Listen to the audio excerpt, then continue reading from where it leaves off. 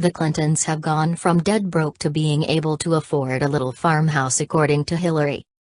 Speaking at the Book Expo 2017 in New York City Thursday evening, Hillary Clinton gave the receptive audience a preview into her life after the campaign. Ironically, the event was held at the Jacob K. Javits Convention Center, the same fateful location where her campaign ended in November.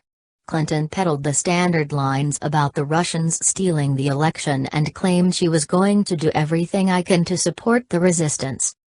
However, as Clinton is due to release her latest memoir in October, the discussion turned to her book.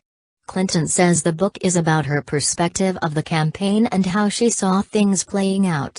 It will also cover her picking herself back up after the stunning loss to Donald Trump. To that point, Clinton told the interviewer that her daily process is to put one foot in front of the other, while describing how exhausting the process of writing her book is. I will sometimes work on the book for a couple of hours. I have a little writing area in the attic of our little farmhouse. We live about 50 minutes north of here. Record scratch. Little farmhouse? Hillary is referring to the homestead Bill she bought in Chappaqua, New York, after leaving the White House in 2000. It is located approximately 50 minutes north of where she was giving the speech. Let's learn a few more details about this little farmhouse. 1. The little farmhouse was bought for $1.7 million by the Clintons in 1999.